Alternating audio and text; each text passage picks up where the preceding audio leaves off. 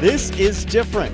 It's the Wolfchase Toyota Insider on the Memphis Tigers Network, brought to you through U of M's Memphis Athletics website.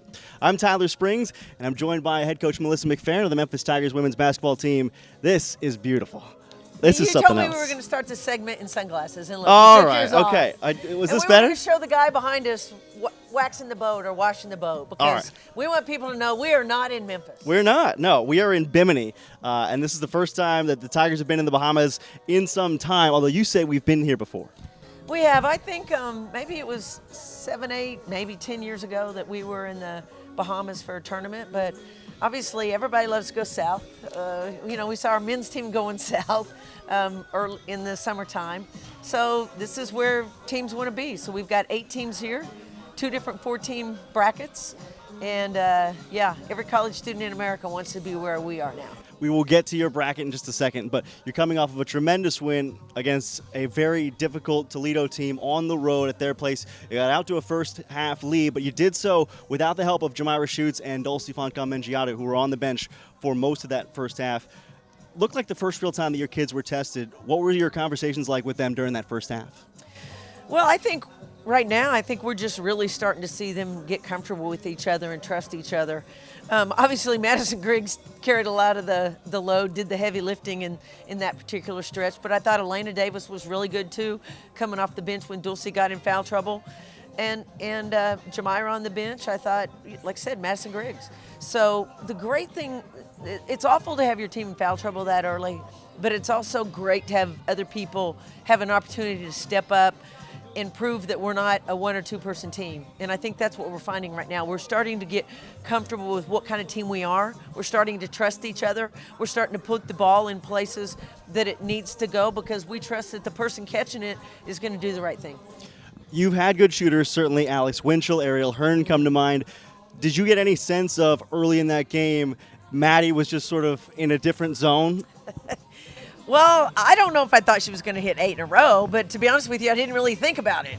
I just knew when she was open, she was feeling it and she was putting it in the air. But we've given Maddie the green light since she's been here, because I think when you're a shooter, you have to have that. You have to know that everybody around you has confidence.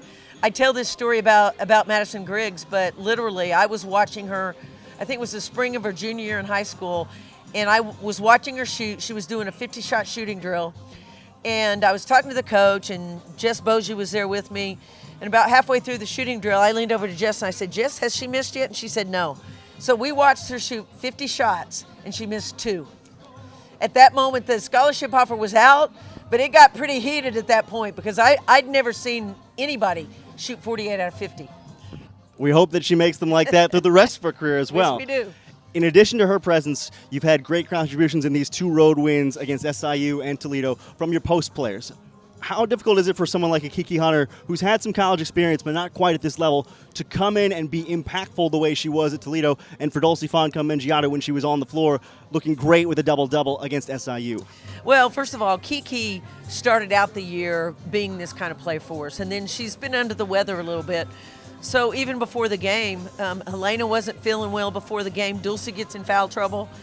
And we just had a conversation that, Kiki, now's the time for you to come back in and play like you'd been playing before you kind of went under the weather. And that's who she is. I mean, that's the kind of game that she plays. And so when we've got Dulce and Elena and Kiki and even Lynetta, when we put her in at the 4, we got a really good post rotation. We feel good about that. It allows us to play without too much fatigue. When we get Julianne back, we'll be able to do that even a little bit more at the guard position, but we feel pretty solid. It's not saying we're going to play perfect. It's not saying we're never going to have a bad day or have 2 people not have great days, but we've got enough players right now that we feel like at some point in time we're going to find somebody who's really capable on any particular night. 2 more questions for head coach Melissa McFerrin of the Memphis Tigers, and then we promise we will let you enjoy everything about this tournament. What's the challenging part or the different part of putting something like this together with your team being involved? Because it's not just going to a Las Vegas or a Reno. It takes some time to get all of the little pieces in place for this. Well, we've been working on it for quite a few months now. Obviously, I have to put out a big thank you to our Fast Break Club, because they largely finance this trip, or at least add to our budget for our players to have opportunities like this, similar to when we go to Greece next summer where they foot the entire bill for that trip. So it's a big thank you to the Fast Break Club. But the logistics of this are largely taken care of by the tournament and Corey Green, our director of operations. What we try to do is just make sure that the players have a great life experience, but also not get distracted because we are here to play basketball. And the biggest challenge for us is going to be the two teams that we play on the court. Kansas State is a team that has tremendous size. They play very physical. They've got great shooters.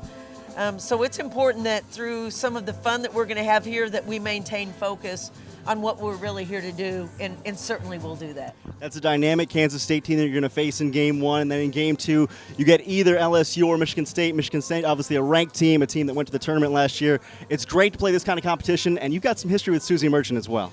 I do have history with Susie Merchant.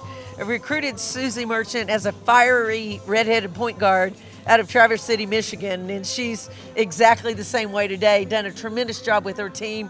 They've been a year after year tournament team, and she's done a great job in, I think, 12 years at Michigan State. So she's really got it going there. But I've got respect for for many of the coaches, all of the coaches in this tournament, whether it's Vanderbilt, Stephanie White, Rutgers, Vivian Stringer. You know, there's a Georgia Tech with Nell Fortner. I mean, all of these teams just have tremendous coaches. And you know, we're going to come into this tournament as the underdog, and I told our players that there's not going to be the teams here that are going to look at Memphis and say, oh, they're going to have the advantage. We're going to be the underdog here, and we need to come in with that sort of mentality. But I also told the players that, you know, there's no reason we can't be successful here too, but it's not going to be on wishing, it's not going to be on hoping, it's going to be on performing. Coach, looking forward to seeing it. Thank you for joining us here in this beautiful, beautiful setting. Thank you. That's Melissa McFerrin on the Memphis Tigers Wolfchase Toyota Insider.